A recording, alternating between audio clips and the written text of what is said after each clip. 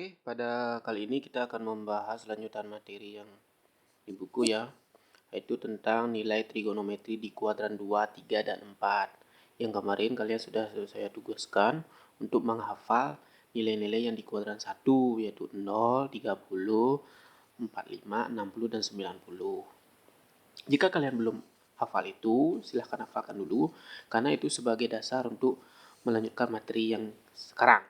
Oke. Nah, sekarang sebelum menentukan nilai-nilai itu, ada beberapa hal yang mesti kalian ingat lagi.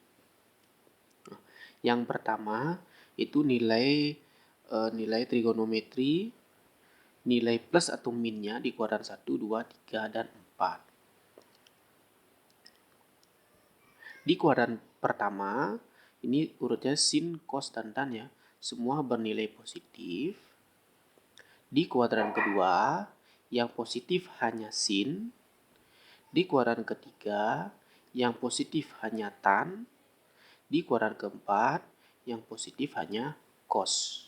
Nah, jadi untuk mengingatnya, kalian bisa menghafalkan tandanya, misalnya plus plus plus, plus min min, min min plus, min plus min. Atau juga dengan menggunakan kalimat ya, asal saja tahu caranya. Asal ini di kuadran 1, saja kuadran 2, tahu kuadran 3, caranya kuadran 4. Asal ini A, all, berarti semuanya positif.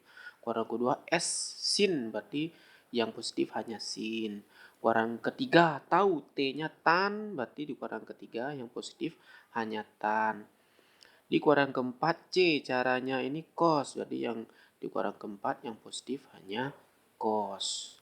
Nah, atau bisa juga menggunakan diingat dari 2, 3, dan 4. Ya, di 1 kita sudah tahu semuanya positif. Kemudian di kuadran 2, 3, 4 kita bisa gunakan kalimat sindikat tangan kosong. Sin, tan, cos. Di kuadran kedua yang positif hanya sin.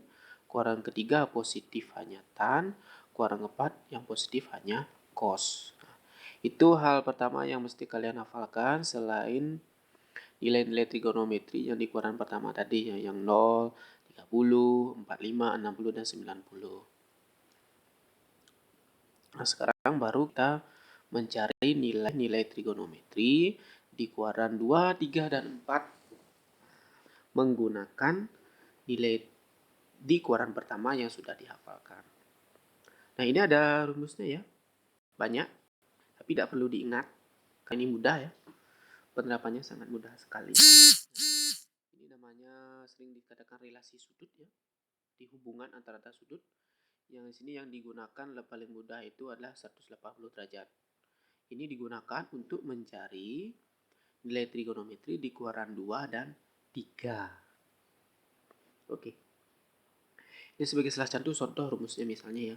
Sin 180 kurang alfa sama dengan sin alfa. Ini mengingatnya mudah. 180 kurang alfa ini letaknya di kuadran kedua.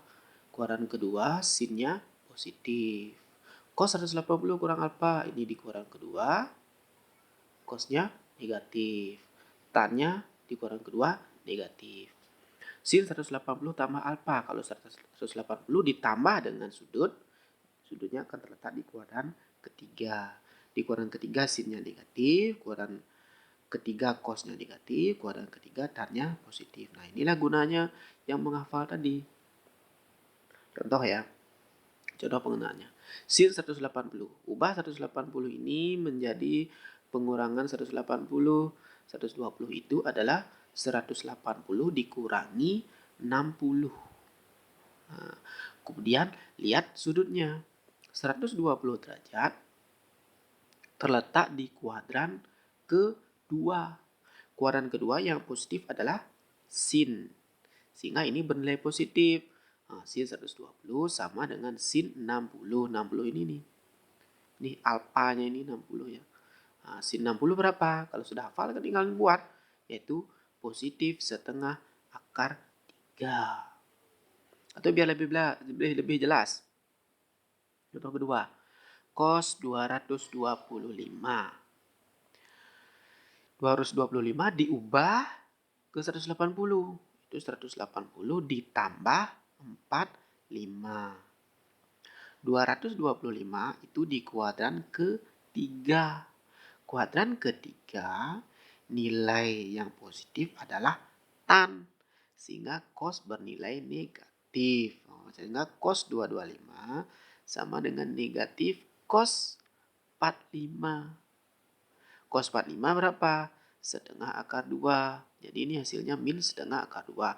Jadi cos 225 sama dengan min setengah akar 2. Itulah mencari nilai trigonometri di kuadran kedua dan ketiga.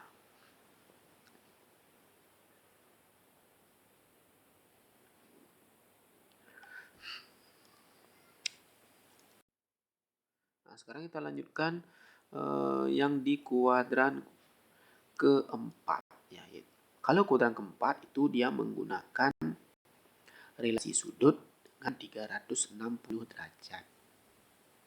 Di kuadran ketiga, yang positif adalah cos. Sehingga sin dan tan bernilai negatif. Penggunaannya juga sama. Contoh ya, sin 300. 300 diubah ke 360. Sin 360 dikurangi 60 ya. 360 kurang 60 ke 300 ya. Nah, di 300 ini di kuadran keempat. Di kuadran keempat sin bernilai negatif. Nah, sehingga sin 300 sama dengan min sin 60.